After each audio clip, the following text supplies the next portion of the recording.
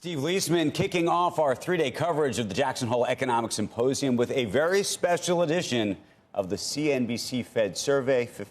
And boy, you got a beautiful shot there this morning, Steve. Yeah, and we just had some live elk there. Did you see that? The Fed meets in Jackson Hole this year, Andrew, amid unprecedented presidential pressure for a rate cut, unsettled questions about the next Fed chair, and tariff inflation. The CNBC Fed Survey special Jackson Hole edition found respondents believe the president is most likely to pick NEC Director Kevin Hassett to replace Fed Chair Powell, but they think he should pick former Fed Governor Kevin Warsh. Some tight results there. About 70% of respondents think Powell's speech will be neither hawkish nor dovish, but neutral. 29 respondents still see two rate cuts coming, even while 63% believe substantial price increases remain on the way from tariffs. Okay, on who the president will pick among the 11 named candidates, Hassett leads, followed by Fed Governor Chris Waller, Warsh, and former St. Louis Fed President James Bullard. Mickey Bowman in the fifth spot right there. But respondents think the president should pick Warsh, followed very closely by Waller and Bullard. Hassett drops to fourth on the who he should pick. 41% of respondents say the next Fed chair, I know you talk about this with David Zervos, the next Fed chair will conduct policy independently of the president. 37% say it will be in coordination, and 22%, maybe the most honest, are unsure. Meanwhile, 69% say Powell's speech will be neutral, with 14% saying it will be dovish and 14% even venturing it may not be about policy or the economy at all.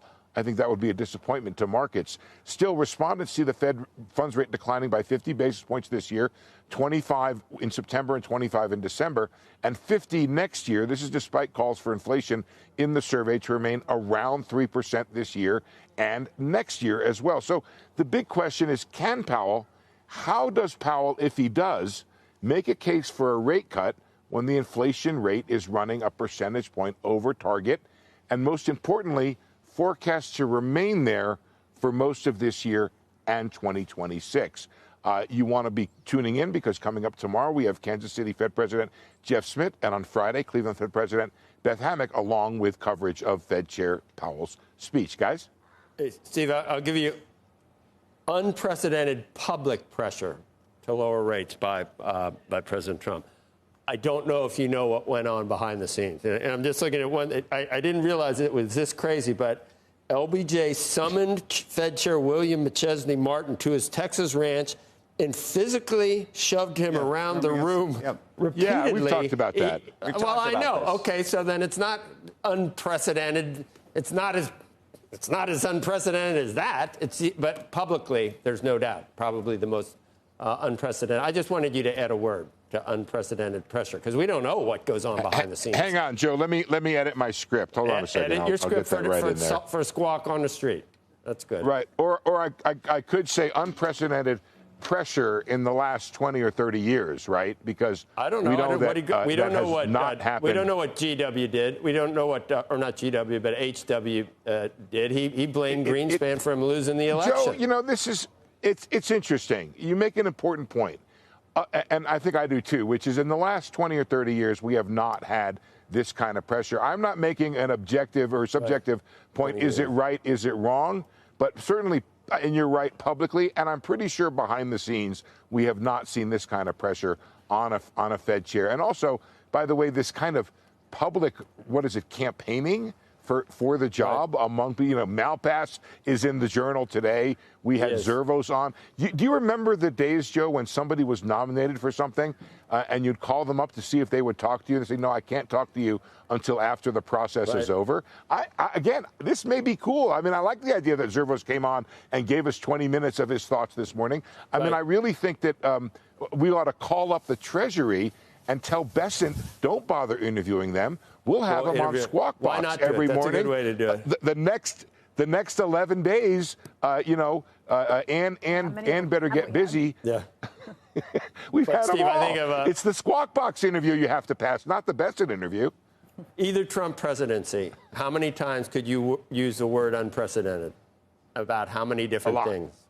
That's what I mean. A lot. I know. And I'm not saying you make a wrong point, Joe. Is anything precedented? No, probably. So Joe, another point that's probably worth bringing up, and when we say unprecedented public pressure, is it's crazy. What all this? It's unconventional. Yeah. Yeah. Unconventional. I think the question also is what all this does to the public reputation of the Federal Reserve. I think now you probably have half of the country hates the Fed. Half of the country thinks that most of their problems that they have economically are the fault of the Fed not cutting interest rates.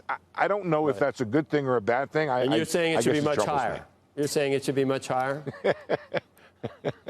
I don't think that's the case. I mean, it was interesting to hear Zervos, Joe, because Zervos made a great case for how well Powell has done. Right? He said they brought down inflation and didn't cause a recession. He also said that Powell. He said, like L-Arian, that 3, 2, what's the difference for inflation? Well, over 15 years, 3 is much worse than 2. I mean, I think the important thing he also said, though, is that this is a consensual building body. Right? You don't get to walk in and be a dictator no matter who you are. He also said that Powell has kept inflation expectations under control.